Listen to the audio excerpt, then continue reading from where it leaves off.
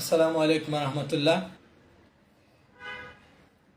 আজ আপনাদের সামনে আমি এসেছি শুধুমাত্র বর্তমান বাংলাদেশের যে পরিস্থিতি, গণভোট এবং জাতীয় নির্বাচনের বিভিন্ন প্রশ্ন নিয়ে। যে আমি অবশ্যই আমার আজকের যে বিষয়টা অবশ্যই আপনারা টাইটেলে দেখতে পাচ্ছেন, অর্থাৎ রেফারেন্ডাম ভার্সেস ন্যাশনাল ইলেকশন, অর্থাৎ গণভোট এবং জাতীয় নির্বাচন। আসলে আজকের আলোচনা যদিও অত্যন্ত গুরুত্বপূর্ণ, তারপরে অবশ্যই আমি স্বল্প কথা বলে আপনাদের সামনে থেকে বিদায় নিব, কারণ অনেক রাতও হয়ে গেছে। আসলে একটা দেশের, যে কোনো একটা দেশের ক্রাইসিস মোকাবেলায় অবশ্যই জনগণের মতামত সবচেয়ে বেশি প্রয়োজন। অর্থাৎ জনগণ যেটা বলবে অবশ্যই জনগণ মানতে হবে, কারণ জনগণই সকল কিছু নির্ধারণ করে। কারণ জনগণ যদি একটা দলকে ভোট দিতে না যায়, তাহলে অবশ্যই কখনো একটি রাষ্ট্র কাঠামো গঠন করা কখনো সম্ভব নয়। তাই সবকিছুই জনগণ নির্ধারণ করবে যখন সময় একটি দেশের ক্রাইসিস মোকাবিলার জন্য। অবশ্যই তাই আমি আমার নিজস্ব মতামতের ভিত্তিতে আমি সবচেয়ে প্রাধান্য দিব গণভোট। হয়তোবা আপনারা অনেকে জেনেছেন যে গতকালকে ডক্টর মোহাম্মদ ইউনূস প্রধান উপদেষ্টা উনি বলেছেন যে গণভোট এবং জাতীয় ইলেকশন একই দিনে হবে। অর্থাৎ আমি ওনার ব্যক্তিগত মতামত দিচ্ছি, আমি ওনার পক্ষে নয়। কারণ একটা গণভোট হচ্ছে একটা মানুষের যে তার নির্দিষ্ট মতামত। অনেকে বলেছেন যে এই গণভোট করলে নাকি 3,000 কোটি 300 কোটি টাকা, 3,000 কোটি টাকা, এমনকি আরো বহু লক্ষ লক্ষ কোটি টাকা বলতেছেন ব্যয় হবে। এজন্য বলতেছেন যে জাতীয় নির্বাচন আর গণভোট একসাথে দেওয়ার জন্য। বাংলাদেশ নিয়ে কখনো কেউই কোনো রাজনীতিবিদ লীলা খেলা খেলবেন না, বিকজ বাংলাদেশ অলরেডি আলহামদুলিল্লাহ অনেকটা সচেতন। বাংলাদেশের অতীতের ফেসিবাদী আওয়ামী সরকার যেভাবে বাংলাদেশের বিভিন্ন কিছু লুটপাট করে নিয়েছিল, এই ফেসিবাদীদের এই বিভিন্ন কার্যক্রম দেখে, বিশেষ করে 2014 সালের নির্বাচন আপনারা দেখেছিলেন, তখন সময় বাংলাদেশের সেনাবাহিনীর সেনাপ্রধান ছিলেন ইকবাল করিম ভুইয়া। 2014 সালে তিনি কিভাবে দিনের ভোট রাত্রিতে নিয়েছেন। অর্থাৎ দিনের ভোট মানুষ রাত্রে দেয় নাই, কিন্তু এমন নির্বাচন মানে অসন্তুষ্ট, এমনকি পৃথিবীর মহাবিশ্বের সবচেয়ে বেশি জঘন্যতম নির্বাচনই হয়েছে 2014 সালের এই নির্বাচনটা। অর্থাৎ দিনের ভোট তিনি রাতে নিয়েছেন। উনি কিন্তু বর্তমানে খুব সুশীল সেজেছেন বিভিন্ন ফেসবুক টাইমলাইনে, যদিও আমার ফেসবুক টাইমলাইনে ওনাকে ফলো দেওয়া রয়েছে। উনি বিভিন্নভাবে সুযোগ খুঁজতেছেন যে বিভিন্ন দলের সাথে কিংবা উপদেষ্টা মন্ডলী হওয়ার জন্য। আপনারা অবশ্যই যারা সচেতন নাগরিক, অবশ্যই কখনো ওনাকে মেনে নেওয়া হবে না। যদিও আমি অন্যান্য একটি বিষয়ের সাথে আমি আপনাদেরকে উদাহরণ দেওয়ার জন্য আমি ওনার কথা টানছি, যেহেতু আমার বিষয়ের লিগে জাতীয় ইলেকশন এবং গণভোট সম্পর্কে।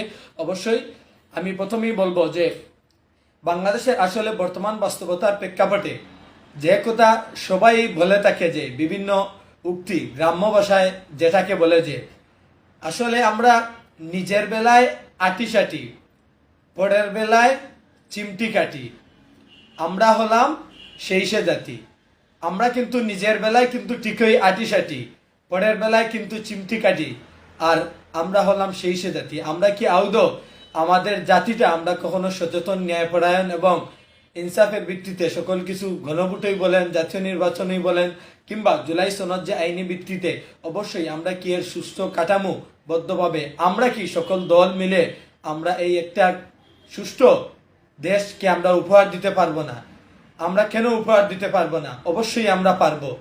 তাহলে আসলে দুঃখজনক বিলেও সত্য, এই দেশের জনগণ ভাগ্য নির্ধারণ হয় রাজনৈতিক দলগুলোর মতামতের উপর। অর্থাৎ জনগণ শুধু একটা ভোটের মালিক সেটা শুধু নয়, অবশ্যই জনগণকে সর্বসময় প্রাধান্য দিতে হয়। আমি এর মধ্যখানে একটি কথা বলতেছি, এখানে একজন ভাই এমডি মাহমুদ, উনি জয় বাংলা লিখতেছেন। আপনারা যারা পরবর্তীতে ভিডিও দেখবেন, আপনাদের সবাইকে বলবো উনাকে একটু চিহ্নিত করার জন্য। ইনশাআল্লাহ ওনার যদি ফেসবুক স্পেসিফিক আইডি দিতে পারেন, তাহলে অবশ্যই এই জয় বাংলা নিয়ে উনি কিভাবে এই ধরনের একটা জিনিসকে কটাক্ষ করতেছেন। যদি উনার কটাক্ষ করার ক্ষমতা থাকে, আপনাকে আমি ভিডিওর মধ্যবর্তী সময়ে বলি, আপনি সরাসরি এসে জয় বাংলাই বলেন আর যে কিছুই বলেন, আপনার যদি মতামত থাকে আওয়ামী ফ্যাসিবাদী আমলে আপনি সাপোর্টার ছিলেন, সাপোর্টারও যদি আপনি থেকে থাকেন, তাহলে আপনাকে ওপেনলি চ্যালেঞ্জ থাকলো, আপনি সামনাসামনি এসে জয় বাংলা বলে আমাকে বলবেন যে আমি আপনাকে জয় বাংলা আপনার টাইম লাইনে আমি বলেছি। দুঃখজনক বিষয় হলো সত্য, আমি এই কথাটি বলতে চাচ্ছিলাম না, তারপরেও উনার যে ক্যারেক্টার আমাকে দেখিয়েছেন, আপনারা অবশ্যই অনেকে দেখতে পারবেন উনি যে কমেন্টে লিখেছেন। অবশ্যই আমি একতার দিকে যেতে চাই না, কারণ একটা কথাও আছে, মূর্খকে প্রাধান্য দিতে নেই। কখনো মূর্খকে আপনারা নেতা কিংবা নেতা নির্বাচন করবেন না। নেতা নির্বাচনের সর্বপ্রথম কারিগরই হচ্ছে একজন সুষ্ঠু, ন্যায়পরায়ণ এবং সুশিক্ষা, সুসচেতন, শুধু শিক্ষায় নয়, সুশিক্ষায় যারা সচেতন নাগরিক, উনাকেই আমরা নেতা বানাবো। কখনো কোনো গর্ধমূর্খ এদেরকে নেতা বানাবো না, কারণ অতীতের ফ্যাসিজমকে আমরা দেখেছি কিভাবে আমাদেরকে হেনস্থা করেছে। তাই তো অতীতের জনগণ মেনে নিয়েছে না, তাই তো জুলাই বিপ্লব হয়েছে। আলহামদুলিল্লাহ, আমরা জুলাই বিপ্লবের মাধ্যমে একটি স্বাধীন বিপ্লবী সরকার আমরা যদিও গঠন করতে পারি নাই, তবে ইনশাআল্লাহ আমরা চাইব সকল দল কাঠামো মাধ্যমে, ইউনিটির মাধ্যমে আমরা যাতে একটি সুস্থ দেশ আমরা গঠন করতে পারি। তার পাশাপাশি তাই এজন্যই আমি গণভোট এবং জাতীয় নির্বাচন সম্পর্কে আপনাদের সামনে কথা বলতে এসেছি। আসলে আমার কথাটা অনেক লম্বা হয়ে যাচ্ছে। এই গণভোটটা যেহেতু একটি জনগণের নির্দিষ্ট মতামত, তাহলে কেন আমাদের নির্দিষ্ট দলের মতামতকে আমরা কেন যে কোনো দলে হোক কেন আমরা প্রাধান্য দিব না? অবশ্যই জনগণ সর্ববিষয় নিয়ে জনগণের মতামতই সবচেয়ে বড় গ্রহণযোগ্য। আসলে একটি রাষ্ট্র ব্যবস্থা যদি আপনি গঠন করতে পারেন, যেমন বড় যে কোনো নীতিগত বৈশিষ্ট্য যদি আপনি জাতীয় তর্ক, বিভাজন, যে কোনো কিছু, যে কোনো কাঠামোবদ্ধ কোনো কিছুই অবশ্যই আপনি যদি নির্বাচন করতে যান, তাহলে অবশ্যই গণভোট অর্থাৎ নির্দিষ্ট ব্যক্তি কেন্দ্রিক আপনি অবশ্যই তাদের কথা বেশি প্রায়োরিটি দিতে হবে। তারপর অবশ্যই আমাদের দেশ যেহেতু বর্তমান ক্রাইসিস মুহূর্তে রয়েছে, তাহলে অবশ্যই গণভোটটাই আমাদের প্রয়োজন সর্বপ্রথম। যদিও গতকাল ডক্টর ইউনূস বলেছেন যে গণভোট এবং জাতীয় নির্বাচন একসাথে, তারই পাশাপাশি বিরোধী পক্ষ এবং যে পক্ষ ছিল গণভোটের পক্ষে বিএনপি এবং গণভোটের পক্ষে বাংলাদেশ জামাত ইসলামী এবং এনসিপি, আর গণভোটের বিপক্ষে ছিল বিএনপি, তারা জাতীয় নির্বাচনের পক্ষে ছিল। তাই আমি তাদেরকেও বলবো, ভাই গণভোট সম্পর্কে মানুষের, আপনারা যদি এখন জাতীয় নির্বাচনও বলেন প্রথমে, তাহলে আপনাদেরকে প্রশ্ন করব যে গণভোটের একটি দলের একটি গণভোট অর্থাৎ একটি জনগণের আপনারা ভোট হরণ করতেছেন, কারণ জনগণের মতামতকে আপনারা প্রাধান্য দিচ্ছেন না। তাহলে অবশ্যই এখন বলবো আপনাদেরকে জাতীয় নির্বাচন সম্পর্কে।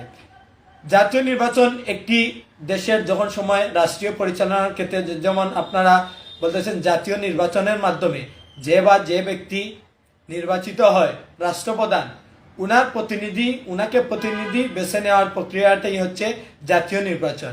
এখানে মানুষ সিদ্ধান্ত নেয় কে রাষ্ট্রপ্রধান হবে, তিনি হবেন যে এই জাতীয় সরকার নির্বাচনের মাধ্যমে উনি হবেন নীতি নির্ধারণের একটি দেশ ন্যায়পরায়ণ এবং সুষ্ঠু কাঠামোর সবচেয়ে বড় কারিগর। তাই আমি আপনাদেরকে স্পষ্টভাবে বলতে চাই, অবশ্যই গণভোট এবং জাতীয় নির্বাচনের মধ্যে অনেকটুকু তফাৎ রয়েছে। এখন আপনাদের বলবো, ক্রাইসিস এর মোকাবেলায় আপনারা কি গণভোট চান কিংবা জাতীয় নির্বাচন চান? যখন একটি ক্রাইসিস তৈরি হয়, একটু আগেও আমি বলেছি, আমাদের বর্তমান দেশটা প্রায় ক্রাইসিস একটি মনে করেন বিভিন্ন আধিপত্য বর্তমান বাংলাদেশে বিরাজ করছে। এই আধিপত্যরা বাংলাদেশে বিভিন্ন কিছু বাস্তবায়ন অর্থাৎ বাংলাদেশে অস্থিতিশীল করার জন্য ফ্যাসিস্ট আওয়ামী সরকারকে তারা সাথে নিয়ে বাংলাদেশে বিভিন্ন কিছু বাস্তবায়ন করতে চাচ্ছে। আমরা অবশ্যই এর বিপক্ষে, আমরা কখনো চাইব না এই ধরনের, অবশ্যই আমরা চাইব সর্বসময় এই ধরনের ক্রাইসিস মোকাবেলা করার জন্য। তাহলে অবশ্যই আমরা গণভোটকে প্রাধান্য দিব, তার পাশাপাশি জাতীয় ভোটকেও আমরা অবশ্যই অর্থাৎ জাতীয় নির্বাচনকেও প্রাধান্য দিব। যদি রাষ্ট্রের বৈধতা ব্যাপারে যদি প্রশ্নবিদ্ধ থাকে, তাহলে সেটা ভিন্ন। আসলে বিভিন্ন দেশগুলোর ভিত্তিতে যদি আমরা বলি উদাহরণ হিসাবে, যেমন রাষ্ট্রের বৈধতা নিয়ে প্রশ্ন হলে আপনারা উদাহরণ হিসাবে দেখতে পারেন, যেমন গ্রিস কিংবা নেপাল কিংবা পাকিস্তানও দেখতে পারেন, কিংবা শ্রীলঙ্কায়ও দেখতে পারেন, যে তাদের দেশের সংকটময় অবস্থায় গণভোট আগেই হয়েছে। কারণ জনগণের মতামতই, জনগণ যদি বলে, অবশ্যই জনগণ যদি সবাইকে সাপোর্ট করে, তাহলে অবশ্যই একটা জাতীয় নির্বাচন করা সম্ভব। তাহলে আমরা চাইব এই গণভোট সম্পর্কে আমরা সবাই সচেতন থাকার জন্য। অবশ্যই জাতীয় নির্বাচন হবে। আপনারা যে কোনো দল আপনাদের এইম লক্ষ্য উদ্দেশ্য কেন হারাচ্ছেন? আপনারা অবশ্যই আপনাদের লক্ষ্য উদ্দেশ্য থাকবে, আপনারাও একটি দল সুষ্ঠুভাবে গঠন করে, আপনারাও জাতীয় নির্বাচন করে আপনারা রাষ্ট্র কাঠামো গঠন করার জন্য। অবশ্যই আপনারা কেউই বিচলিত হবেন না। এর পিছনে যদি যুক্তি, যেমন কিছু যুক্তি রয়েছে, যেমন জনগণের যেমন বিভিন্ন ব্যাপারটা, বিভিন্ন সমসাময়িক বিষয় এবং বিভিন্ন বিষয় সম্পর্কে তাদের বিভিন্ন মনোভাব প্রকাশ করে, তাহলে অবশ্যই এই বিষয়গুলোকে অবস্থানটি স্থির করতে হবে। যেমন মনে করেন তারা যে কোনো একটা সিদ্ধান্তই নিয়েছে, মনে করেন জাতীয় নির্বাচন কিংবা গণভোট, অধিকাংশই প্রায় 60% গণভোট হয়েছে, 40% আপনার ভোট পড়েছে নির্বাচনের মাধ্যমে। অবশ্যই যেটা সবচেয়ে বেশি পার্সেন্টেজ, অবশ্যই সেটাকে আমাদের প্রাধান্য দেওয়া অবশ্যই যুক্তিসঙ্গত। তাহলে অবশ্যই আমাদের মধ্যম পন্থা সর্বসময় আমরা অবলম্বন করব। এগুলি সম্পর্কে যদি বাস্তবতার দিক থেকে আপনারা মিলান, তাহলে বাস্তবে কি বলে এগুলি সম্পর্কে? আসলে রাজনৈতিক সংঘাত বাড়বে একটা গণভোটের মাধ্যমে, কিন্তু একটা রাষ্ট্র সুসমৃদ্ধির গঠন হবে একটি গণভোটের মাধ্যমে। বিভিন্ন যেমন মনে করেন গণভোট নিয়ে বিভিন্ন ফলাফল নিয়ে বিভিন্ন কিছু উশৃঙ্খলতা বিরাজ করবে, কিন্তু এর বেনিফিট উল্টোটা হচ্ছে অবশ্যই সুষ্ঠু কাঠামো গঠন করতে পারে গণভোট। যেমন মনে করেন জাতীয় নির্বাচনের মাধ্যমে আরো দেশ বিভিন্ন বিভাষিত, বিভিন্ন অস্থিতিশীলতা, বিভিন্ন দেশের মাধ্যমে আধিপত্য বিরাজ করতে চাইবে, কিন্তু জনগণ যেটা সুষ্ঠুভাবে সচেতনতার মাধ্যমে অবশ্যই চাইবে, যেটা সঠিক সেটাই অবশ্যই সত্যের বিজয় সর্বসময়। এই জনগণ সচেতন হলে অবশ্যই সেটাকে নির্ধারণ করবে। তাহলে জাতীয় নির্বাচন এই যে রাষ্ট্রীয় বৈধতার ভিত্তিতে ফিরে আসে, যেমন মনে করেন রাজনৈতিক স্থিরতা আসে, যখন সময় জাতীয় নির্বাচন কাঠামো গঠন হয় একটা দেশে, তখন সময় তাদের রাষ্ট্রীয় কাঠামো সম্পর্কে তাদের বিভিন্ন তারা কিভাবে আপনার সর্ব অঙ্গমহল, প্রশাসনিক বলেন, আমলা বলেন, বিভিন্ন কিছু বলেন, বিভিন্ন মন্ত্রী পরিষদ বলেন, উচ্চকক্ষ নিম্নকক্ষ কিভাবে সাজানো যায়, সেটা একটা রাষ্ট্রের উপর, অর্থাৎ জাতীয় নির্বাচনের পরবর্তী সময়ে যে বা যারা বিজয়ী হবেন তারা নির্ধারণ করে একটি রাষ্ট্র, অর্থাৎ জাতীয় নির্বাচনের মাধ্যমে। আসলে বাংলাদেশের বর্তমান প্রেক্ষাপটে যুক্তিসঙ্গত কিংবা অনেক কিছু বলতে গেলেই, যে বিশেষ করে যে জনগণের যেহেতু সবচেয়ে বেশি প্রাধান্য যেটা, সেটাকে অবশ্যই প্রায়োরিটি দেওয়া উচিত।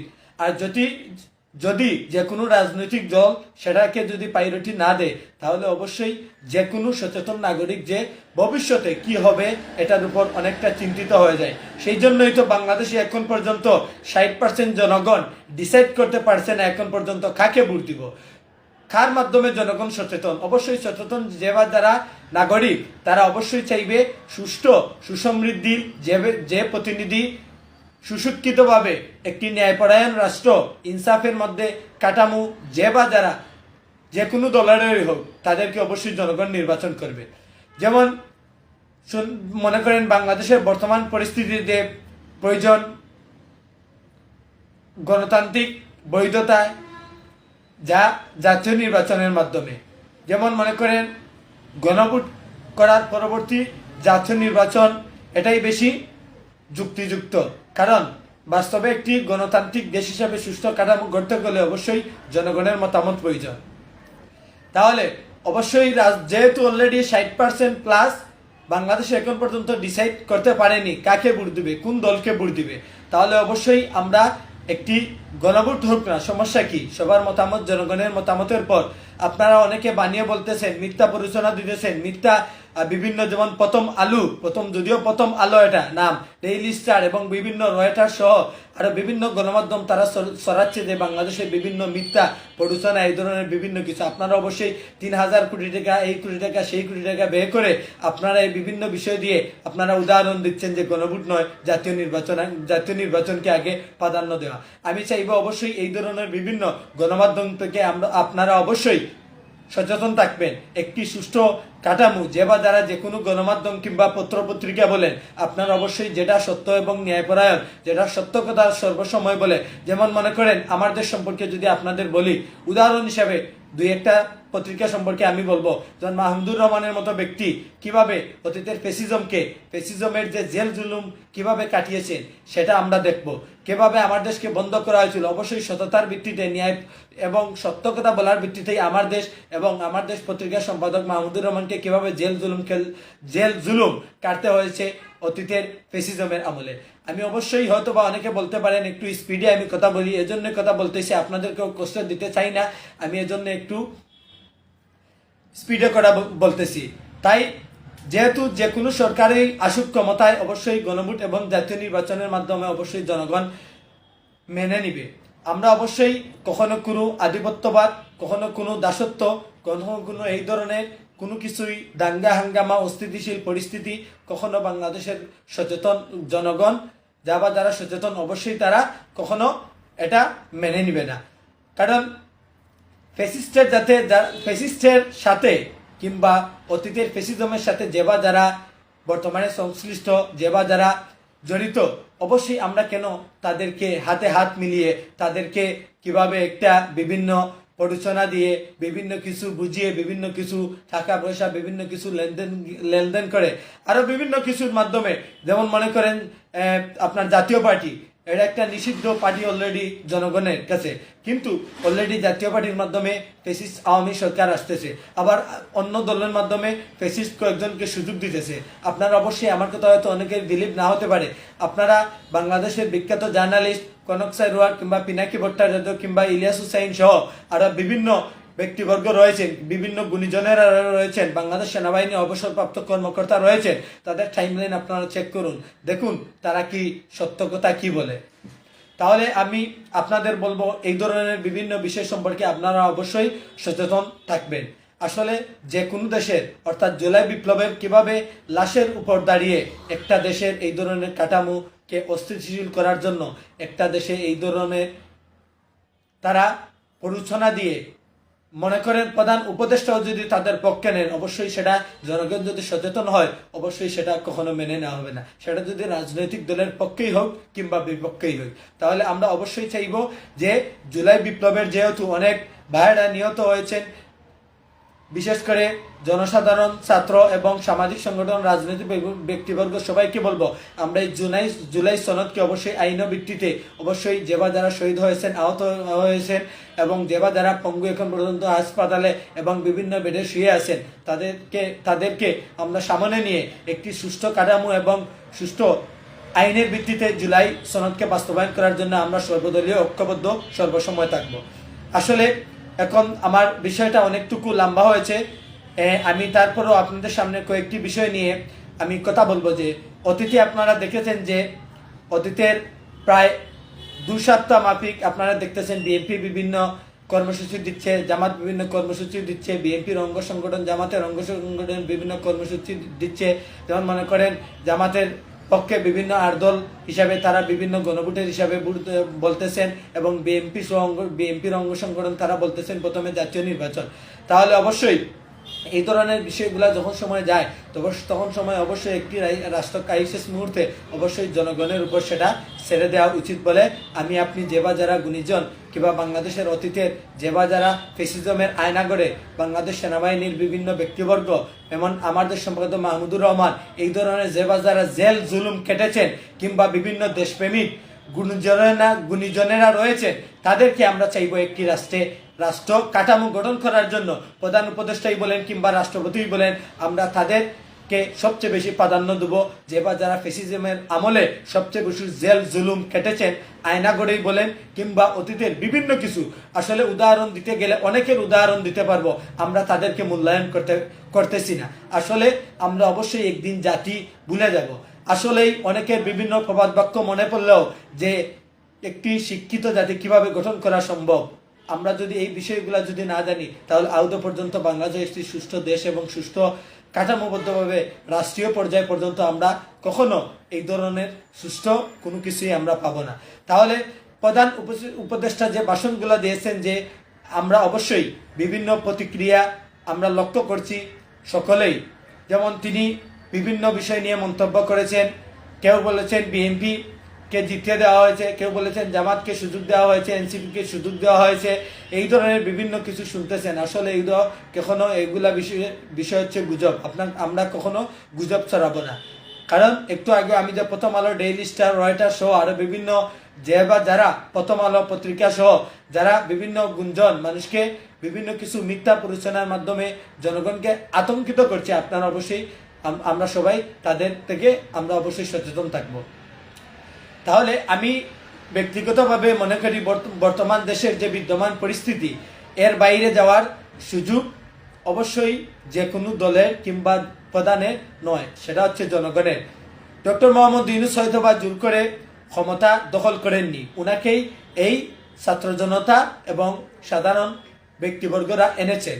তাহলে আপনারা যেহেতু ডক্টর ইউনূসকে এনেছেন, তাহলে অবশ্যই ডক্টর ইউনূসের প্রতি আমার আপনার আহ্বান থাকবে, একটি সুষ্ঠু কিভাবে সুসমৃদ্ধির রাষ্ট্র গঠন করার জন্য আমরা অবশ্যই সবসময় সত্য, ন্যায় এবং ইনসাফের ভিত্তিতে আমরা অবশ্যই একটা রাষ্ট্র কাঠামো গঠন করার জন্য অবশ্যই ডক্টর ইউনূস যেহেতু প্রধান উপদেষ্টা, উনি চাইলে সম্ভব। মহান রব্বুল আলামিন আপনাকে দীর্ঘ হায়াত দিক এবং দেশকে সুস্থ কাঠামো এবং ইনসাফ ভিত্তিক গঠন করার জন্য গণভোট এবং জুলাই সনদকে আইনি ভিত্তিতে প্রাধান্য দিয়ে জাতীয় নির্বাচনে অংশগ্রহণ করুন। প্রয়োজনে আপনিও একটি রাষ্ট্র সবাইকে নিয়ে ঐক্যবদ্ধভাবে হয়ে আপনার একটি মতামত নিন। অবশ্যই আপনি সবাইকে নিয়ে আপনার মতামত নিয়েছেন, তবে বর্তমান বহির্বিশ্বের দিকে তাকালে এই দেশের বর্তমান বাংলাদেশের প্রেক্ষিতে এই ধরনের বিভিন্ন কিছু মিলতেছে না। তাই আমি জাতীয় নির্বাচন এবং গণভোট নির্বাচন শুধুমাত্রই তো জনগণ কি দিবে, শুধুমাত্র হা কিংবা না, নিজস্ব মতামত দিবে। তাহলে কেন এই ধরনের বিভিন্ন গুঞ্জন ছড়াচ্ছে, হয়তো হাজার হাজার কোটি টাকা যাবে। আরে বাংলাদেশের যদি বিভিন্ন অতীতের ফেসিজম কিংবা বর্তমানে যে বা যারা মনে করেন সিলেটের বিভিন্ন বিষয়ে যে পাথরকে কিংবা কারা বিভিন্ন দলের রাজনৈতিক কিংবা ব্যক্তিবর্গ বিত্তশীলরা কিভাবে তারা পাথরকে চুরি করে কিভাবে তারা হাজার হাজার কোটি টাকা কামিয়েছে, কিন্তু আমরা একটা গণভোটের জন্য কেন আমাদের দেশে এই ধরনের বিষয়ে আমরা কেন চাইব না যে গণভোটের মাধ্যমে আমরা বিভিন্ন মিথ্যা 3,000 কোটি টাকা এই ধরনের বিভিন্ন বিষয় থেকে আমরা অবশ্যই গুঞ্জন থেকে আমরা অবশ্যই চাইব কিভাবে সত্যকে সবসময় সর্বসময় তুলে ধরা। আসলে আমাদের দেশে যদি সবকিছুই ঠিক থাকে, তাহলে অবশ্যই দেশের মানুষ একটি সুষ্ঠু কাঠামো এবং একটি ফল পাবে। আমরা যেহেতু জাতিগতভাবে হয়তোবা অনেকের অনেক বিপরীত সম্পর্কে থাকতেই পারে বিভিন্ন দেশে, যেমন কেউ হয়তো ক্ষমতালোভী, কেউ হয়তো স্বার্থের সাথে, কেউ হয়তো পরিশ্রমরত, অনেকটা উদাহরণ দিতে গেলে আসলে আপনি যদি অন্যের ভালো চাই, সর্বসময় নিজের আধিপত্যকে চাই, আমাদের নিজের দেশপ্রেমকে যদি আমরা সর্বপ্রথম দেশে ন্যায়পরায়ণ ইনসাফ ভিত্তিক রাষ্ট্র গঠন করার জন্য আমরা যদি চাই, সেহেতু রাতারাতি একটা দেশের অতীতের যে 2014 সালে আমি বললাম দেশের সেনাপ্রধান যখন সময় ইকবাল করিম ভুইয়া ছিলেন, এই ধরনের একজন সেনাপ্রধানকে আমরা কখনো এই ধরনের সেনাপ্রধান বর্তমানে যে ফেসবুকে স্ট্যাটাস দিচ্ছেন, সুশীল শাস্তেছেন, আমরা কখনো তাদেরকে প্রাধান্য দিব না। এরা হচ্ছে আধিপত্যবাদ, অর্থাৎ বাংলাদেশের আধিপত্যবাদ তারা চায় না, তারা বিভিন্ন পশ্চিমা কালচার, বিভিন্ন ভারতীয় আধিপত্যবাদ তারা চাচ্ছে। তাহলে অবশ্যই আমাদের সুস্থ মন মানসিকতার মাধ্যমে আমরা অবশ্যই আমাদের দেশকে কিভাবে পরিবর্তন করা সম্ভব সেভাবে আমরা অবশ্যই চেষ্টা করব। তাহলে আমি আপনাদেরকে বলবো যে গণভোট এবং জাতীয় নির্বাচন, যে প্রধান উপদেষ্টা বলেছেন একদিনে গণভোট এবং জাতীয় নির্বাচন, উনি বলেছেন যে একদিনে হবে। আসলে গণভোট এবং জাতীয় নির্বাচন কিভাবে হবে? আপনার কাছে ডক্টর ইউনূস সাহেব প্রধান উপদেষ্টা, আপনার কাছে কি সেইটা কি আদৌ পর্যন্ত একটা পাবলিক ইউনিভার্সিটির বিপিজিএস এজিএস সহ আরো বিভিন্ন পদ পদবীর সদস্যবৃন্দ যদি একটা পাবলিক ইউনিভার্সিটি যদি অর্থাৎ নির্বাচনের পর ফলাফল দিতে যদি 2-3 দিন সময় লাগে, তাহলে একটি বাংলাদেশে গণভোট কিংবা জাতীয় নির্বাচন যদি আপনারা একই সাথে দিতে চান, তাহলে কতদিন লাগবে? আমার মনে হয় 1 মাসেও সম্ভব নয়। কারণ কিভাবে গণভোটও হবে আবার জাতীয় নির্বাচন হবে? আপনারা কিভাবে নির্ধারণ করলেন যে জাতীয় নির্বাচন প্রথমে? তাহলে আপনারা অবশ্যই পাবলিক ইউনিভার্সিটিতে আপনারা প্রশ্নবিদ্ধ কেন? পাবলিক ইউনিভার্সিটি, বিশেষ করে রাজশাহী ইউনিভার্সিটি কেন 2-3 দিন পর এই ধরনের ফলাফল কেন? আপনারা যদি আপনাদের সুষ্ঠু আইন শৃঙ্খলা বাহিনী বলেন, বিষয় বলেন, আপনারা যদি অবশ্যই বিভিন্ন উপদেষ্টা মণ্ডলী যদি শক্তভাবে ন্যায়পরায়ণ ইনসাফ ভিত্তিক যদি রাষ্ট্র গঠন করার জন্য যদি চায়, তাহলে অবশ্যই যে কোনো কিছুই একটা দেশে সুষ্ঠু কাঠামো গড়ে অবশ্যই নির্বাচনের ফলাফল গঠন করা সম্ভব। তাহলে অবশ্যই গণভোট কিংবা জাতীয় নির্বাচন কিন্তু একদিনে করা সম্ভব নয়। তাহলে আপনাদের একদিনে যেহেতু জাতীয় নির্বাচন মানে অর্থাৎ দীর্ঘ বাদ হচ্ছে, সেটা দীর্ঘ সময়ের ব্যাপার, দীর্ঘ কিছুর ব্যাপার। আসলে সেটির বিষয়ে আপনাদের যদি বলতেই হয়, আসলে এগুলো সিদ্ধান্ত নিবে কারা? দেশের অবশ্যই বর্তমান রাষ্ট্রপতি, প্রধান উপদেষ্টা এবং আরো যারা উপদেষ্টা মণ্ডলী রয়েছেন এবং যারা বিভিন্ন আমলা বলেন, যারা নির্বাচনের দায়িত্ব থাকবেন, নির্বাচকবৃন্দ, সবাই তো এরাই তো প্রশাসনিক বৃন্দ, এমনকি বাংলাদেশের শীর্ষ পর্যায়ের বিভিন্ন বিচারকবৃন্দ, এছাড়াও আরো যারা রয়েছে, আমার হয়তো মিস্টেক হতে পারে অনেকের নাম, যে নির্বাচন কমিশনার যে সিদ্ধান্ত নেবেন সুষ্ঠুভাবে, অবশ্যই এই ধরনের যাতে নির্বাচন কমিশনার ও বাংলাদেশে যাতে একটি ন্যায়পরায়ণ নির্বাচন সুষ্ঠু কমিশনার আমি আহ্বান করব। এরপর জাতীয় নির্বাচনের জন্য জাতীয় এবং গণভোটের জন্য বিভিন্ন ব্যালট পেপার প্রয়োজন। এটাও একটি বর্তমান সমসাময়িক অনেক কঠিন ভাবে দাঁড়ায়, সেটাও জাতীয় নির্বাচনের ক্ষেত্রে প্রশ্নবিদ্ধ। একজন ভোটারের যদি একটা নির্দিষ্ট জাতীয় নির্বাচনে ভোট দিতে যদি এত সময় লাগে, তাহলে একটি গণভোটও যদি হয় একসাথে, তাহলে কত সময় লাগবে? আপনারা চিন্তা করুন। অনেকেই সময়ের কারণে হয়তো বা একটাতে ভোট দিবেন, জাতীয় নির্বাচনে ভোট দিবেন, গণভোটে ভোট দিবেন না। এখন হয়তো বলতে পারেন কেন দিবেন না? তাদের সময় ভাই, আপনি রাজনৈতিক দল, আমরা অবশ্যই সর্বসময় চিন্তা করব, সময়কে মূল্যায়ন দিতে হবে। আমরা কিভাবে একজন নাগরিক, দেশের নাগরিকও যদি গণভোট এবং জাতীয় নির্বাচন যদি একই দিনে হয়, তাহলে অবশ্যই জনগণের কিংবা আপনারা এই রাজনৈতিক দলের ব্যক্তিবর্গরাই বলেন, অবশ্যই অনেক সময় লাগবে। জনগণ চাইবে একটাতে ভোট দিবে, গণভোটে মনে করেন ভোট দিবে, জাতীয় নির্বাচনে ভোট দিবে না। তাহলে কেন?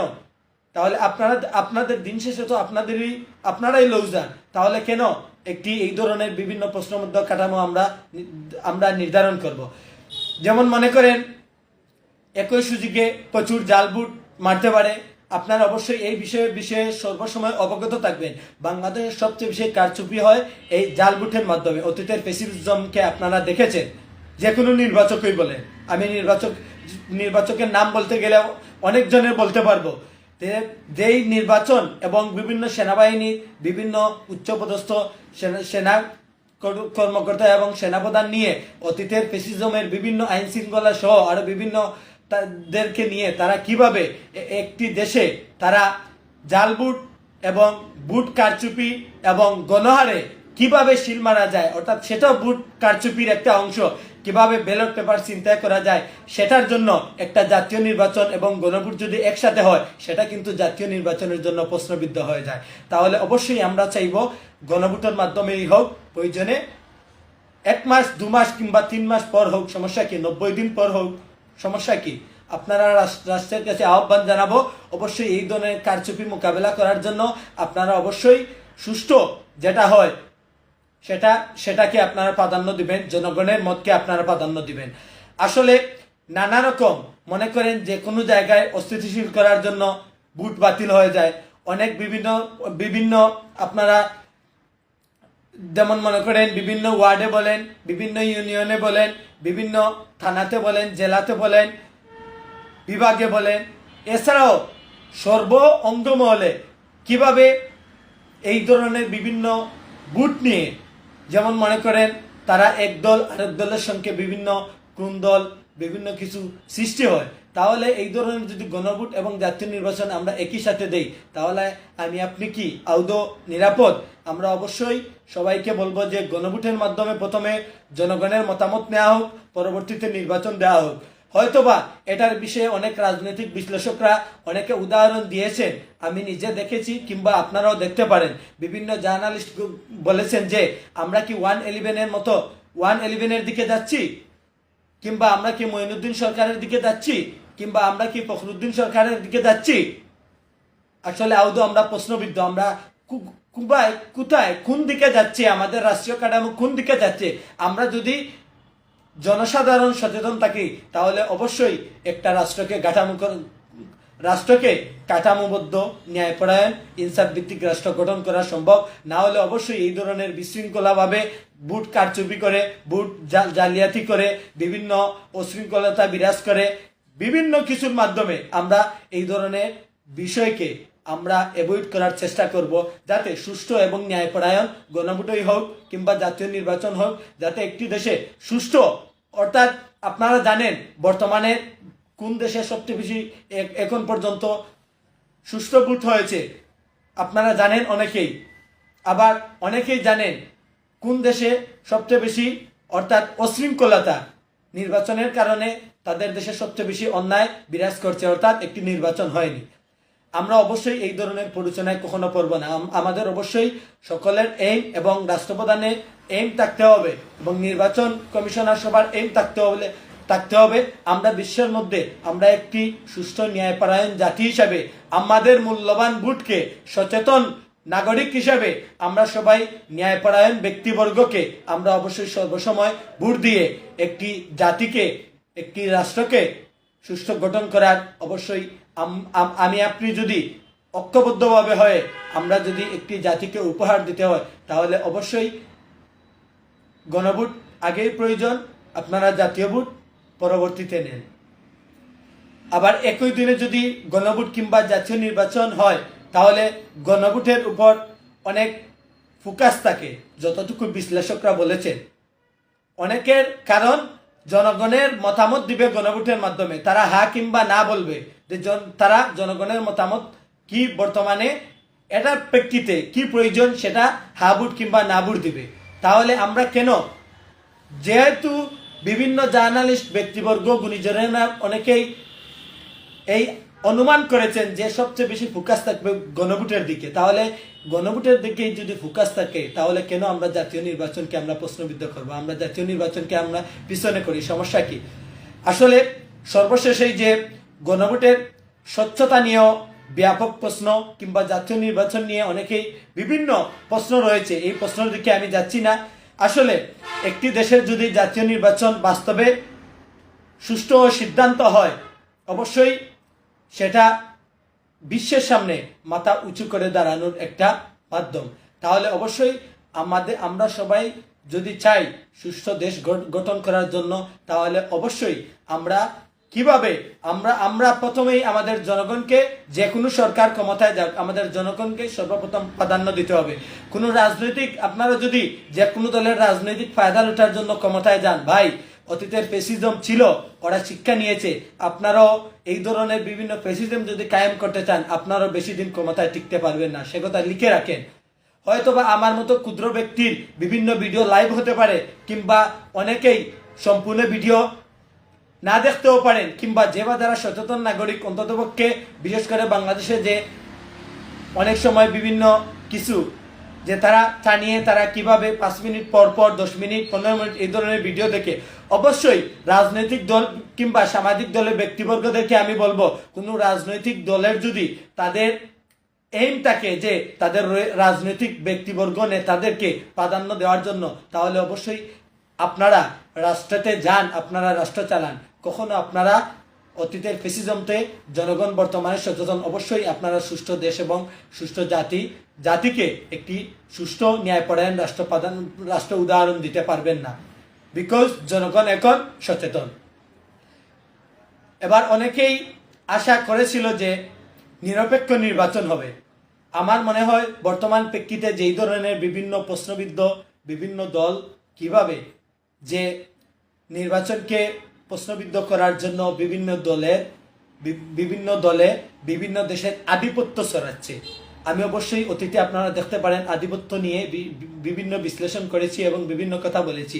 এই আধিপত্যকে নিয়ে আমরা কেন, আমাদের দেশ, এটা আমাদের অধিকার, আমাদের দেশ, আমাদের স্বাধীনতা, আমরা দেশপ্রেম, আমাদের জনগণ, আমরা জনগণের সচেতনতার জন্য আমাদের দেশকে সর্বপ্রথম প্রাধান্য দেব। কেন আমরা আধিপত্য বিরাজ করব? কেন ভারতীয় কিংবা পশ্চিমা যে কোনো দেশে আমরা কেন তাদেরকে আমরা সুযোগ দিব? আমাদের দেশকে সর্বপ্রথমেই প্রাধান্য দিতে হবে। না হয় আমরা অবশ্যই দিন শেষে যে কোনো রাজনৈতিক কিংবা রাষ্ট্রেও যে কোনো রাজনৈতিক দল যদি যায়, তাহলে অবশ্যই তারা কখনো এই ধরনের সুষ্ঠু রাষ্ট্র গঠন করার জন্য তারা প্রশ্নবিদ্ধ হবে, এমনকি এই ধরনের বিপ্লবের মাধ্যমে। কারণ অতীতের বিপ্লব থেকে জাতি কিন্তু বর্তমানে সচেতন। অবশ্যই যে কোনো দলের ক্ষমতায় যাক, এই ধরনের যদি ফ্যাসিজম কায়েম করতে চায়, আপনারা বেশি দিন টিকবেন না, মনে রাখবেন। এই অবস্থায় যদি নির্বাচনের আশা দেখা মরুভূমিকে আপনারা যদি দেখেন, তাহলে অবশ্যই পানির সন্ধান করার সমান। পানিতে অবশ্যই এই ধরনের ঢেউ পানিতেই তো দেয়, অন্য কিছুতেই তো দেয় না। তাহলে আমরা অবশ্যই এই ধরনের বিভিন্ন শিক্ষণীয় বিষয়গুলো থেকে আমাদের শিক্ষা নিতে হবে। আমরা অবশ্যই কেন ডক্টর মাহমুদুর রহমান আমাদের সম্পাদক, ওনাদের মতন দেশপ্রেমিককে আমরা কেন ভালোবাসি না? বিভিন্ন রাজনৈতিক ভাইদের কাছে আমার প্রশ্ন, রাজনৈতিক দলের কাছে প্রশ্ন। যেমন মনে করেন বাংলাদেশের অতীতের ফ্যাসিজমের আয়নাগরে বাংলাদেশ সেনাবাহিনীর বিভিন্ন অফিসারগণ ছিলেন, বিভিন্ন ব্রিগেডিয়ার জেনারেল, মেজর সহ কর্নেল, লেফটেন্যান্ট কর্নেল সবাই ছিলেন। আমরা কেন তাদেরকে প্রাধান্য দিই না? আমরা তো দেখতে পাচ্ছি যে বা যারা সচেতন নাগরিক তাদেরকে দেখতে পাচ্ছি, যারা সঠিক দেশপ্রেমিক, যে বা যারা অতীতের ফ্যাসিজম জালিমের জুলুমে বন্দী ছিল, আমরা বিভিন্ন রাজনৈতিক দল তাদেরকে প্রাধান্য দিচ্ছি না, আমরা নিজের দলকে প্রাধান্য দিচ্ছি। অবশ্যই যে বা যারা সঠিক দেশপ্রেম এখন পর্যন্ত রয়েছে, অবশ্যই আমরা সকল রাজনৈতিক দলের, অন্ততপক্ষে আমার নিজের পক্ষ থেকে সকল রাজনৈতিক দলকে বলবো, অবশ্যই ভাই আপনারা সঠিক দেশপ্রেমিক নির্বাচন করুন। যদি আপনারা সঠিক দেশপ্রেমিক নির্বাচিত করেন, অবশ্যই একটি বাংলাদেশে সুষ্ঠু ন্যায়পরায়ণ রাষ্ট্র গঠন করা সম্ভব। বাংলাদেশ যেহেতু রাষ্ট্রপতি শাসিত সরকার নয়, প্রধানমন্ত্রী শাসিত সরকার, এই ধরনের বিষয় নিয়ে আমি গতকালকেই বিশ্লেষণ করেছি। তাহলে আমি সেই বিষয়গুলো নিয়ে আমি আলোচনা করতে চাচ্ছি না। আমি অবশ্যই আরো সামনে এগুতে চাই যে এই ধরনের বিভিন্ন বর্তমান যে মনে করেন ক্ষমতার ভারসাম্য তৈরি করার জন্য সংসদ উচ্চকক্ষ কিংবা নিম্নকক্ষ, সংসদ হবে এক কক্ষ বিশিষ্ট, কারণ বাংলাদেশের কোনো ফেডারেল রাষ্ট্র বা উচ্চকক্ষ তৈরি হলে তা হবে জনগণের, অর্থাৎ উচ্চকক্ষ যখন একটা দেশে তৈরি হয় তখন জনগণের উপর তাদের যে তাদের বাড়তি বোঝা চেপে যায়। আর কোনো সংসদ সদস্য মন্ত্রী পারবে না, মন্ত্রিসভায় মন্ত্রী নিয়োগের ক্ষমতা একমাত্র রাষ্ট্রের কাছে যেহেতু, তাহলে অবশ্যই একটি সংসদ কোনো উচ্চকক্ষ নিম্নকক্ষ থাকবে না, সংসদ হবে এক কক্ষ বিশিষ্ট। এক কক্ষ বিশিষ্ট সংসদ হলে অবশ্যই বাংলাদেশ ফেডারেল রাষ্ট্র বা উচ্চকক্ষ তৈরি, যদি শুধুমাত্র উচ্চকক্ষই যে কোনো কিছু নির্ধারণ করার ক্ষমতা রাখে, তাহলে অবশ্যই যে কোনো জাতি গঠন করা সম্ভব। এখন জুলাই সনদের 2025-এর যে রাষ্ট্রপতির মাধ্যমে যে জারি করা হয়েছে, সেখানে যে 5 জন ঐকমত্য কমিশনের ব্যক্তিবর্গদেরকে দিয়েছেন, আমরা অবশ্যই সচেতন জাতি, অবশ্যই যে 5 জনকে ঐকমত্যের ভিত্তিতে যে সেটা হয়তো বিভিন্ন আপনারা কিভাবে দিচ্ছেন, বাংলাদেশের কোনো সুষ্ঠু দেশপ্রেমিক ব্যক্তিবর্গ নয়। জুলাই সনদ যারা তৈরি করবে সবাই দেখছে বিভিন্ন আধিপত্যবাদী। আমরা কেন বিভিন্ন আধিপত্যবাদী? এখানে কোনো আমাদের দেশের দেশপ্রেমিক 5 জনকে আপনারা নির্ধারণ করেছিলেন এই জাতীয় আপনারা জুলাই বিপ্লবের জন্য। সেখানে কি কোনো মুসলিম কিংবা দেশপ্রেমিক কিংবা ইসলামিক কাউকে কি সুযোগ দেওয়া যেত না? আপনারাই সুযোগ দিচ্ছেন না, তাই তো আপনারা এই ধরনের ফায়দা লুটতেছেন। তাই জাতি সচেতন হয়ে গেছে, এই ধরনের আধিপত্যবাদ কখনো বাংলাদেশের জনগণ মেনে নিবে না। অবশ্যই এই ধরনের যদি কাজ করেন আপনারা অবশ্যই এই ধরনের স্বৈরাচারে পতিত হবেন। বিভিন্ন সংস্কার থেকে আপনারাও যদি বলেন যে সংস্কার হচ্ছে, এই ধরনের সংস্কার সম্পর্কে আপনারাও প্রশ্নবিদ্ধ হবেন। আপনাদের তখন সময় কোনো কিছুই সুযোগ পাবে না। একটি দেশের যদি সুষ্ঠু কাঠামোবদ্ধভাবে একটি দেশ যদি ন্যায়পরায়ণ হয়, তাহলে অবশ্যই যে কোনো কিছু অন্যায় করতে গেলে যে কোনো কারণ অবশ্যই তাদের বুক কাঁপবে। তারা নিজেদেরকে বলবে যে এটা কি করা সম্ভব। তারা নিজেরাই তখন সময় আতঙ্কিত হবে, নিজেরাই ভয় পাবে।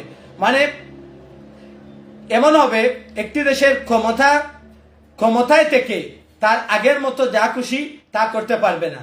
যখন একটি দেশের ন্যায়পরায়ণ রাষ্ট্র হবে তখন সময় এই ধরনের অনৈতিকতা অরাজকতা যে কোনো কিছুতেই কোনো কিছু ভয়ে করতে পারবে না। তাহলে সেটাই হচ্ছে সবচেয়ে বড় সুযোগ, ন্যায়পরায়ণ ইনসাফ ভিত্তিক রাষ্ট্র। কারণ একটি গণভোটের মাধ্যমে আপনারা দেখুন যে জনগণের মতামতগুলা সবচেয়ে বেশি কোথায় প্রাধান্য দেয়। আর আমাদের দেশের যে দলই ক্ষমতায় যাক জনসমর্থন থাকে মাত্র 35 থেকে 45%। এখন উচ্চকক্ষ যদি গঠিতই হয় সেই দল আরো নিজের মতো, যেমন মনে করেন উচ্চকক্ষ গঠিতই যদি হয়, আসলে যে রাষ্ট্রকক্ষে যারা থাকবে সেই দল আরো নিজের মতো বিল তৈরি করতে পারবে না। সাংবিধানিক প্রতিষ্ঠানের নিয়োগ হবে কমিটির মাধ্যমে। এখন কেউ যদি না ভোটের প্রচারণা করতে সংস্কার না হওয়া তাও ঝামেলা, তাহলে কিন্তু সনদ হবে না। সেখানে ঝামেলা সৃষ্টি হবে, সেখানে বৈধতা অবৈধতার চ্যালেঞ্জ মোকাবেলা হবে, সেখানে বিভিন্ন নির্বাচনের চ্যালেঞ্জ মোকাবেলা হবে, সেখানে রাজনৈতিক দল বিভিন্ন গরিলা আক্রমণে তারা নিম্নজিত থাকবে। দিন শেষে অবশ্যই আমাদের প্রধান উপদেষ্টা এবং যারা উপদেষ্টা পরিষদে রয়েছে এবং নির্বাচন কমিশনার বিভিন্নদেরকে যারা অলরেডি দায়িত্বপ্রাপ্ত হবেন তাদেরকে বলবো, অবশ্যই আমি এবং বাংলাদেশের জনগণ আপনাদের কাছ থেকে একটি সুষ্ঠু দেশ দেখতে চায়। অবশ্যই যদি একটি সুষ্ঠু দেশ আপনাদের কাছ থেকে উপহার পায় তাহলে অবশ্যই আপনাদেরকে জাতি স্যালুট করবে। যেমন মনে করেন বিভিন্ন দেশের দিকে আপনারা তাকান, অতীতের যে বিপ্লবগুলা হয়েছে, ইরানি বিপ্লব, ফরাসি বিপ্লব, এছাড়াও আরো বিভিন্ন বিপ্লবগুলা রয়েছে, তাহলে কেন আমাদের এই বিপ্লব থেকে কি আমাদের শিক্ষার প্রয়োজন নয়? আমরা কেন জুলাই বিপ্লবকে আমরা বৃথা করে দিব? কেন জুলাই বিপ্লব আজ প্রশ্নবিদ্ধ হবে? অবশ্যই আইনের ভিত্তিতে জুলাই বিপ্লবকে সর্বসময় জুলাই বিপ্লবে যাতে বিসমিল্লাহির রহমানির রহিম উল্লেখ থাকে, এই ধরনের বিভিন্ন প্রশ্ন রয়েছে। জুলাই বিপ্লবে বিভিন্ন কিছু ইসলাম কিংবা বিসমিল্লাহ নেই, এই ধরনের বিভিন্ন প্রশ্ন আসছে। কেন জুলাই বিপ্লবে বিসমিল্লাহির রহমানির রহিম থাকবে না? পরম করুণাময় মহান রব্বুল আলমিনের দরবারে আমরা যে শুরু করছি সেই কথা কেন থাকবে না? সেটা যে কোনো ধর্মই তো সাপোর্ট করে, কেন সেটা ইসলাম এবং বিভিন্ন ধর্মর কথা কেন থাকবে না? অবশ্যই ইসলাম সর্বধর্মকে প্রাধান্য দেয়, সর্বধর্মকে সাপোর্ট করে, তাহলে সেখান থেকে কেন বিসমিল্লাহ এবং বিভিন্ন ইসলাম এছাড়াও আরো বিভিন্ন কিছু বাদ দেওয়া হয়েছে? এই ধরনের যদি কোনো কিছু হয় তাহলে অবশ্যই ইসলামিক দলের যারা রয়েছেন, ইসলাম সম্পর্কে যারা বিজ্ঞ আলেমগণ জানেন, তাহলে অবশ্যই আপনাদেরকেও কখনো এই ধরনের জুলাই সনদ যদি নাস্তিক্যবাদ এই ধরনের জুলাই সনদ আপনারা তৈরি করেন, তাহলে অবশ্যই এই ধরনের জুলাই সনদ কখনো অন্ততপক্ষে সচেতন সুসমৃদ্ধির একটা রাষ্ট্রের যারা বড় বড় বিজ্ঞ ইসলামিক স্কলাররা রয়েছেন তারা অবশ্যই কখনো এবং একটি সুস্থ জাতি কখনো মেনে নেবে না। সকল ভিন্ন ধর্মের হতে পারে, সকল ধর্মের মতামতের ভিত্তিতে সকল ধর্মকে প্রাধান্য দিয়ে জুলাই সনদ হোক, কাউকে কোনো ধর্মকে যাতে কোনো প্রশ্নবিদ্ধ না হয়। এটা সরকারের একটা আসলে ভুল সিদ্ধান্ত। যে কিভাবে এই ধরনের বর্তমান স্কলারগুলো এবং বিভিন্ন ইসলামিক স্কলারগুলোকে বাদ দিয়ে কিভাবে এই ধরনের বিভিন্ন আধিপত্যবাদকে তারা সুযোগ দিচ্ছে। আসলে আউদো জাতির কাছে আমরা প্রশ্নবিদ্ধ। আজকে যদি ডক্টর ইউনূস সাহেবের ভাষণ সম্পর্কে আমরা যদি বিভিন্ন কথা বলি, যেমন মনে করেন ইউনূস সাহেব যে 4টি প্রস্তাবের দিয়েছেন, যে 4টি প্রস্তাবের প্রথমটি নোট অফ ডিস্টেন্স নাই, আর সাংবিধানিক প্রতিষ্ঠানগুলোতেই নোট অফ ডিসেন্ট দিয়েছিল বড় দল। এইটা পাশ করাতে জাতীয় মুক্তির প্রয়োজন। সংবিধান সংস্কার পরিষদ এটাও অনেকটা জাতীয় নিরাপত্তা কমিশনের মতো সব বড় দলের একটা মতামত থাকতেছে। জুলাই আদেশ বাদ দেওয়ার কোনো সিস্টেম রাখা হয়নি, মানে এর পক্ষে বিপক্ষে ভোট নেই। সমস্যা সেটা হলো, যেটাতে সবচেয়ে বেশি সমস্যা সেটা হলো গণভোট না দেয়া। এটার কারণে জুলাই সনদ আদেশ নয় পাশ করা, অর্থাৎ জুলাই সনদ আইনের ভিত্তিতে পাশ করে মানুষের ভিতর একটি প্রভাব তৈরি করা। ভোট যদি সুষ্ঠু না হয় তাহলে এত কিছু করিয়েও কোনো লাভ নেই। যে কোনো রাজনৈতিক দল যদি সুষ্ঠু নির্বাচন যদি জনগণকে যদি তারা প্রাধান্য না দিয়ে তাদের নিজস্ব ফায়দা নিজস্ব দলের ফায়দা লুটার জন্য যে কোনো দল ক্ষমতায় যাক, অতীতের ফ্যাসিজম থেকে যদি তারা শিক্ষা নেওয়ার পরও তারা যদি সচেতন না হয় তাহলে সেটা যে কোনো দলই গণভোট প্রথমেই যদি হয়, কিংবা যেহেতু ডক্টর ইউনূস প্রথমে বলেছেন জাতীয় নির্বাচনেই যদি হয়, জাতীয় নির্বাচনের মাধ্যমে যদি আপনারা নির্বাচিত হয়ে আপনারা রাষ্ট্র কাঠামো গড়েন, আপনারা যদি নিজের দলীয় সবকে প্রাধান্য দেন, সেটা কখনো জাতি মেনে নেবে না। কারণ আপনারা যদি এই ধরনের বিভিন্ন কিছু চক্রান্ত করেন তাহলে অবশ্যই অতীতের ফ্যাসিজম কিংবা অতীতের বিভিন্ন দেশগুলোর দিকে আপনারা তাকিয়ে দেখুন, ফ্যাসিজম কখনো এই ধরনের ফ্যাসিস্টরা কখনো আজকাল বেশি দিন থাকতে পারবে না। কেন থাকতে পারবে না? কারণ আজকাল জাতি সচেতন।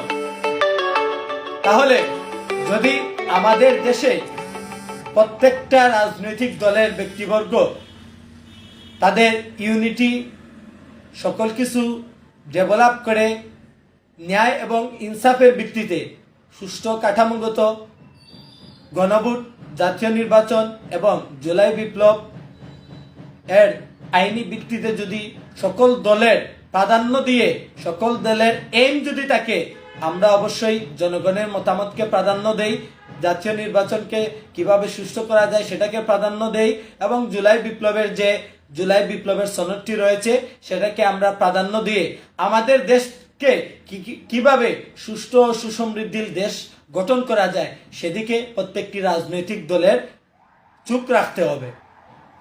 আসলে একটি বর্তমান প্রেক্ষিতে একটি উক্তি আপনাদের সামনে আমার মনে পড়ে গেল যে আসলে বিভিন্ন জন, আমি কোনো রাজনৈতিক ব্যক্তিবর্গদের বলছি না, আসলে একটি কথা রাজনৈতিক ব্যক্তি যদি বলেছেন, উনার কথায় একটি উক্তি অনেকেই বলতেছেন, বিশেষজ্ঞরা বলতেছেন যে কাঁঠাল রানীর দিন শেষ। এটা বলতে ফ্যাসিজম শেখ হাসিনাকে বুঝিয়েছেন।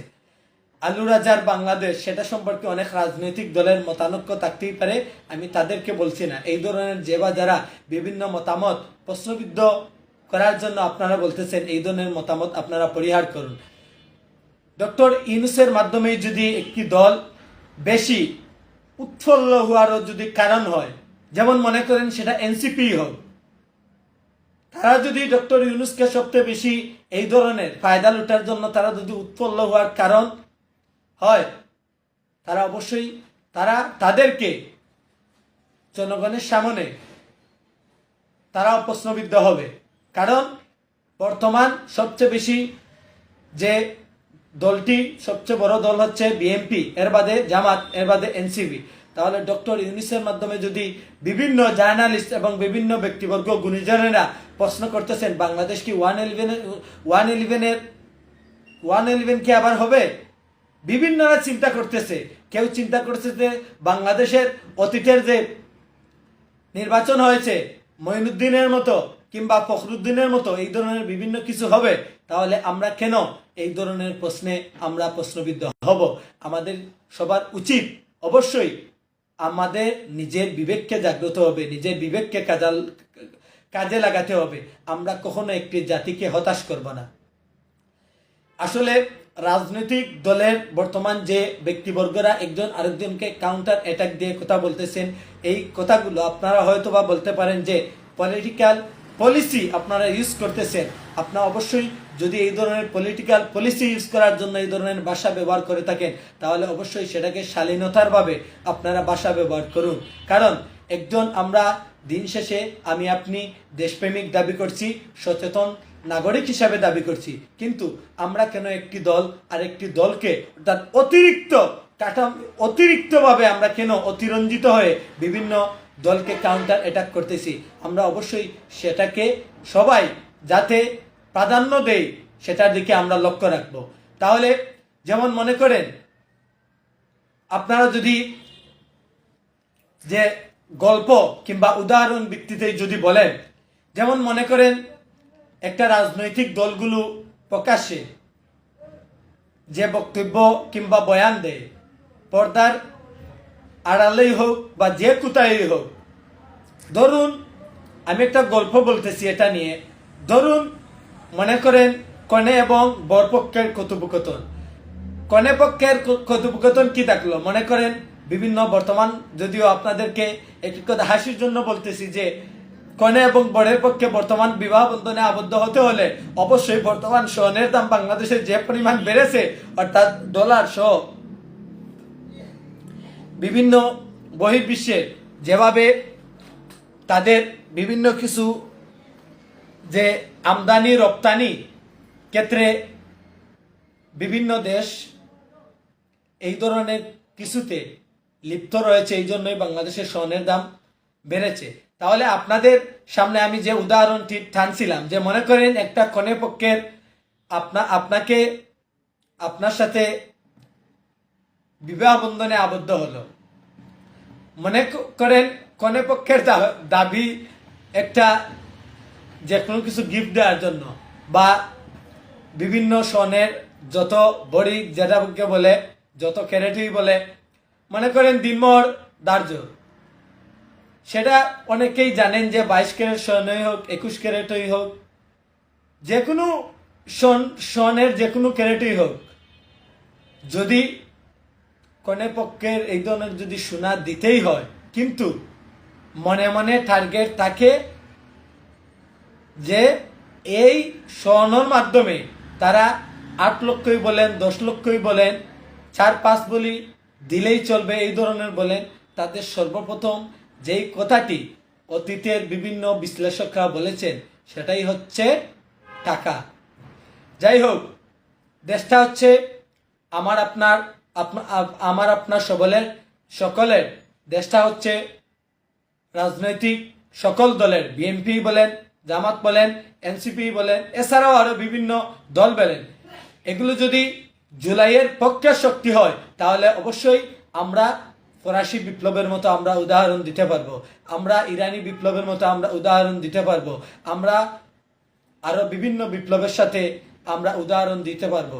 তাহলে সকলে মিলেমিশে আমরা যাতে পরবর্তী প্রজন্মকে কিভাবে আমাদের দেশকে কিভাবে নিরাপদ করা যায়, বাংলাদেশ বিনির্মাণের জন্য সকল রাজনৈতিক পেশাজীবী আইনজীবী সহ বাংলাদেশের সকল রাজনৈতিক কাঠামো যারা রয়েছেন, বিভিন্ন উচ্চপদস্থ কর্মকর্তা, বাংলাদেশ সেনাবাহিনীর সেনাপ্রধান বলেন, নৌবাহিনী বলেন, কিংবা বিমান বাহিনী বলেন, কিংবা আপনার সেনাবাহিনীর বিভিন্ন গোয়েন্দা সংস্থার ডিজিএফআই বলেন, এনএসআই বলেন, কিংবা নৌবাহিনী বিমান বাহিনীর যদিও তাদের নির্দিষ্ট গোয়েন্দা সংস্থা নেই, যেমন মনে করেন পুলিশের বিভিন্ন গোয়েন্দা সংস্থা ডিবি বলেন, সিআইডি বলেন, আমি পুলিশের কিন্তু 15টি তাদের গোয়েন্দা সংস্থা রয়েছে, তার মধ্যে মূল হচ্ছে পুলিশের যে ডিবি এবং সিআইডি। তে আমি যে বলেছি বাংলাদেশ সেনাবাহিনীর ডিজিএফআই বলেন, এনএসআই বলেন, কিংবা সেনাবাহিনীর সেনাপ্রধান বলেন, নৌবাহিনীর নৌপ্রধান বলেন, বিমান বাহিনীর বিমান প্রধান বলেন, সবাইকে অবশ্যই, এবং নির্বাচন কমিশনার, আমাদের দেশের প্রধান উপদেষ্টা, আমাদের দেশের সকল উপদেষ্টা মণ্ডলী, এমনকি বাংলাদেশের উচ্চকক্ষই বলেন নিম্নকক্ষই বলেন, সকলেই যাতে আমরা ঐক্যবদ্ধভাবে একটি সুষ্ঠু সুসমৃদ্ধি রাষ্ট্র গঠন করার জন্য আমরা অবশ্যই সব সময়ে সকলে ঐক্যবদ্ধভাবে হয়ে কাজ করব, যাতে আমার দেশ কখনো প্রশ্নবিদ্ধ দেশ হতে না হয়, আমাদের দেশে কখনো কোনো এই ধরনের আধিপত্যবাদ যাতে বিস্তার লাভ করতে না পারে, সেদিকে আমার আপনার অবশ্যই নজর দিতে হবে। এই আশাবাদ ব্যক্ত করে আমি আপনাদের কাছ থেকে এখানে বিদায় নিচ্ছি। আসসালামু আলাইকুম ওয়া রাহমাতুল্লাহ। ইনকিলাব জিন্দাবাদ, বাংলাদেশ জিন্দাবাদ, বাংলাদেশ চিরজীবী হোক।